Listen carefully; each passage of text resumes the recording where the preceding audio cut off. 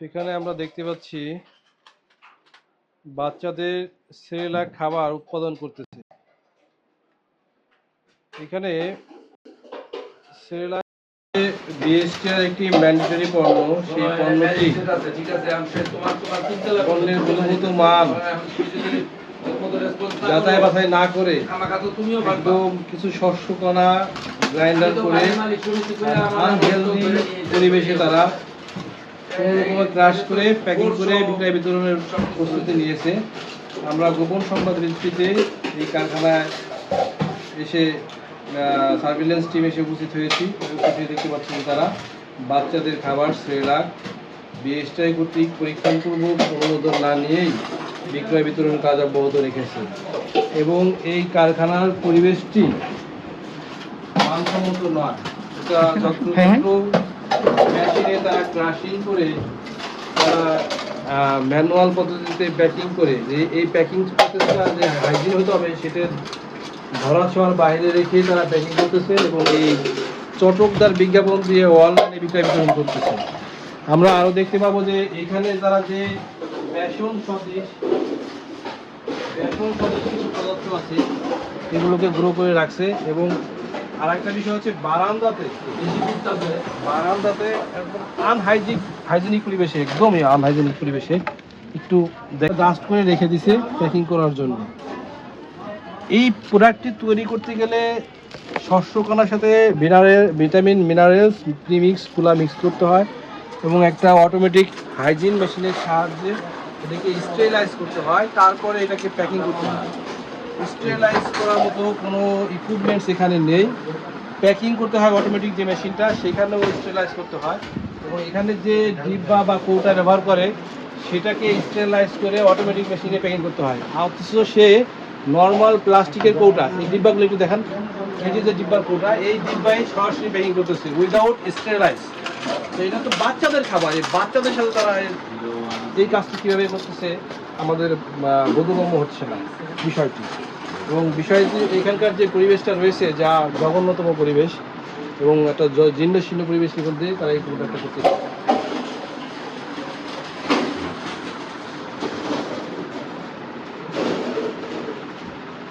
আর যে অবৈধ পণ্য ওইভাবে উৎপন্ন করছে এই মালামালগুলো আদালতের নির্দেশে আমরা জব্দ করে ধ্বংস করতেছি। এই ধ্বংস প্রক্রিয়া অব্যাহত রয়েছে এবং এর শেষে আমরা পরবর্তীতে ম্যাজিস্ট্রেট মহোদয়ের নির্দেশনা অনুযায়ী পরবর্তী কাজ শেষ করব।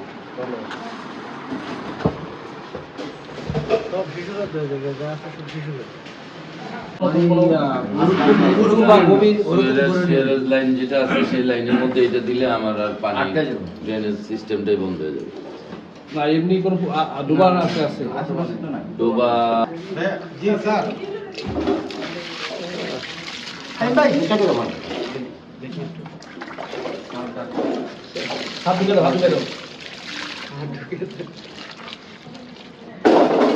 এটা হাঁটা যাবে রাত ভেঙে যাবে। হ্যাঁ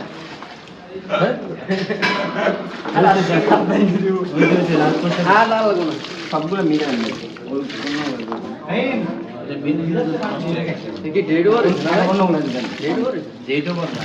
অনুমোদন নেই, সরকারি কোনো অনুমোদন নাই, অনুমোদন নেই বাইরে আস্তে আস্তে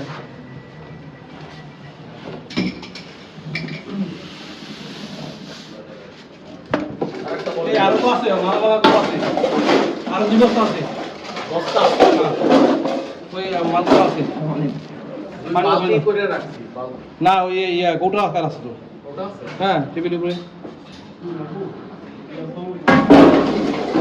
এবার পানি দিয়ে দাও, চাপাই নাও এই টান দিকটা চাপার তো, হ্যাঁ চাপাও সেখানে লাঠি করে দাও, লাঠি করে দাও, হ্যাঁ বুঝে দাও এই মাথা তো খাও বুঝো একবার ওই লাঠিতে ঘাই দাও বাবা, বুঝছি তো, হ্যাঁ এই মাথা দিয়ে দাও, সমস্যা কি পাইতে কিছু রাখলে তো হবে না, পরে বুঝলাম। আর পানি দিয়ে ওই গামলাটা ওটার মধ্যে ঢেলে দাও। গরম এখন তৈরি করতেছি।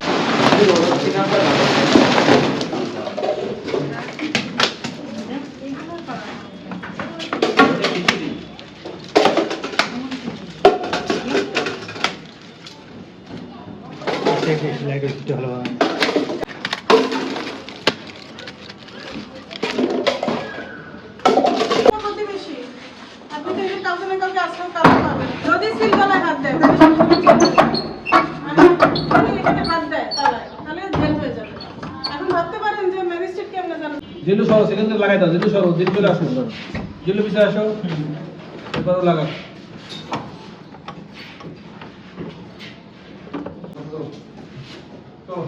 নিয়মিত কার্যক্রমের অংশ হিসেবে আমরা এখানে মোবাইল কোর্ট বা সার্ভিলেন্স টিম পরিচালনা করি।